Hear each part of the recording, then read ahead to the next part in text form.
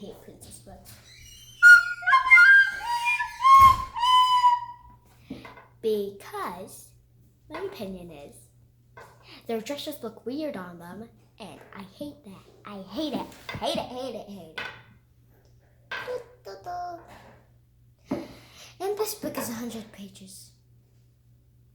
Wow. And I'm going to be reading it. Mommy, this is 100 pages. Wait, this is not the first page.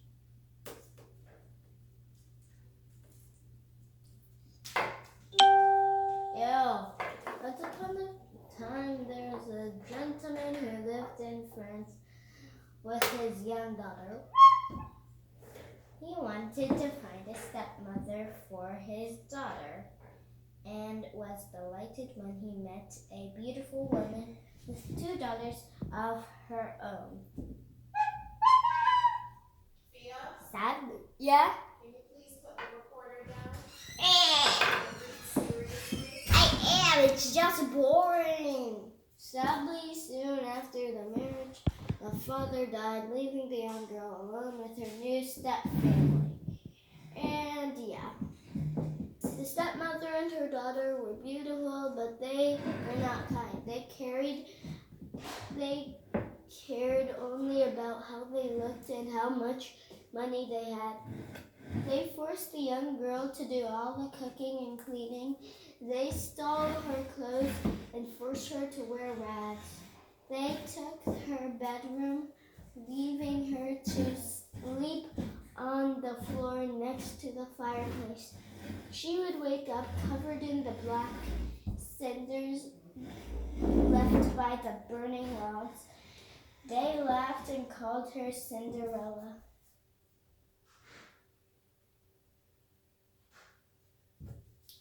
One day, the king declared that it was time for his son, the prince, to get married. He invited the eligible, blah blah woman in the kingdom to get married. He invited the eligible blah woman in the kingdom to a ball. So the prince would choose one to be his wife. The 2 stepsisters were so excited that they talked about nothing but the dresses and shoes for weeks. Cinderella asked if she could go too, but her stepmother laughed. You at a ball? How embarrassing for everyone, especially you. After the stepsisters and the stepmother left for the ball, Cinderella sat by the fireplace and cried as her tears dropped into the ashes. A fairy magically appeared. Do you wish you could go to the ball? The fairy asked.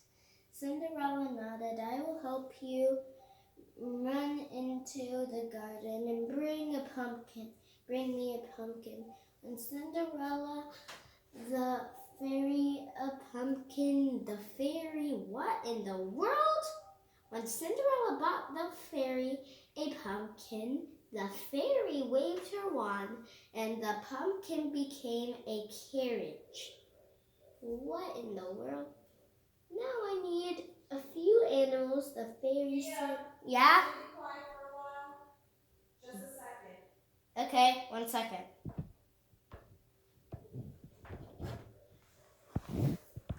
We are going to be waiting here. Oh, come on. His arms are still broken, so I have to...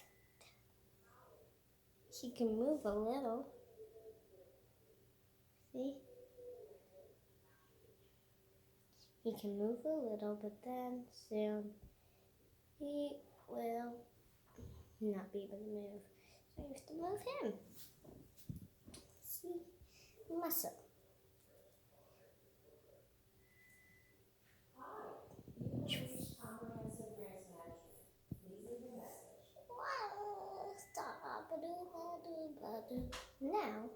not even hanging. See, he's just floating. And the table is literally not there.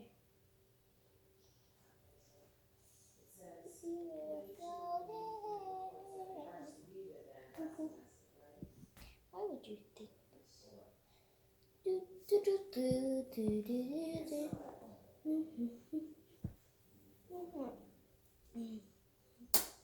Isn't the call done? Oh, yeah. You should have told me. Now I need a few animals, the fairy said. Cinderella went back to the garden and found the fairy, 4 mice, and a rat. The fairy gave each a tap with her wand. The mice turned into beautiful horses. The rat turned into a coachman to drive the coach now. Now, said the fairy, for you, Cinderella. Oh, everything is fake. Even magicians, they don't tell you that they have fake magic tricks. Because magicians never reveal their secrets. But it's fake. Because when the human runs over a car, the reveal is that the car wheel is fluffy. So yeah. Oh, my bike. What in the world did I say? My back. The fairy tapped Cinderella with her wand, and in an instant, her rags became a beautiful silk, dancing dress. She tapped Cinderella's feet, and a pair of glass slippers appeared. Glass slippers? What in the world are they doing to children? Because it's fake. Ha ha ha. Now off to the ball with you, Cinderella. But the fairy warned, at midnight the magic will stop working. If you stay 1 minute longer, you will be left with rags, a pumpkin, and mice running around your feet. Cinderella promised the fairy she would leave the ball before midnight, and she went up. She went at the ballroom. At the palace, the ballroom was filled with Gusta, Gusta, Gusta, Gusta, Gusta, Gusta, Gusta. I never recall? Seriously. Okay, from all over the kingdom. When Cinderella walked in, everyone stopped dancing. The musicians stopped playing. They were all looking at her. They were whispers heard around the room saying how beautiful she is, and who is that woman? She must be a princess. The prince asked her to dance with him. Cinderella danced so gracefully that the prince did not want to dance with anyone else. Wallowing his arms around Cinderella forgot all about the time. Suddenly the clocks began to strike midnight. Cinderella remembered the fairy godmother's warning. She ran out of the castle. As she ran, she left behind one of her glass slippers, The prince followed her, but Cinderella was too fast. The prince was left holding the glass slippers and wondering who the mystery woman might be. The prince told the king he was in love with the mystery woman. He declared that he would marry no one but her to find her. He would ask every woman in the kingdom to try the glass slipper. When Cinderella got home, she was out of breath, and in her old rags, nothing was left but one of the little slippers. She heard the door slam when her stepsisters and the stepmother returned from the ball. That horrible woman took the prince's attention away from all of his other guests. The whole time, how rude, whined the younger stepsister.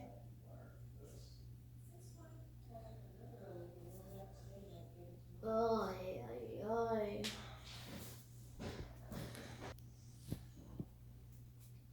What did he even see in her anyway? How did the older stepsister? She wasn't that pretty. Hush, shouted their mother. You both should have tried harder to get the prince's attention. I'm ashamed of you both.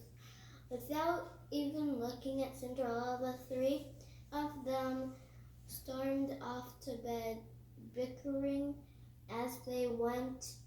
The prince and his messengers spent the next few days visiting every home in the kingdom. Hundreds of women tried on the shoe, but it did not fit a single one. When the prince arrived at Cinderella's house, the stepsisters tried on the slipper.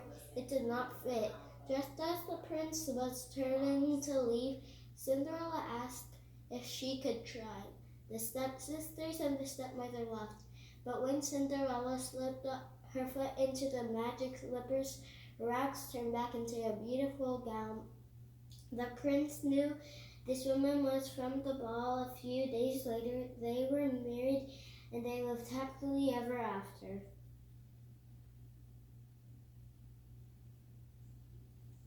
Pearls. Cinderella takes place in France in the late 1600s. At that time, the country was split between rich people called nobles and poor servants and farmers called peasants. I knew that. You're a peasant. These groups were very different clothing. Peasants wore lots of brown and gray clothing made from sheep's wool. Nobles wore expensive clothes in bright colors like blue, red, and purple. Cinderella's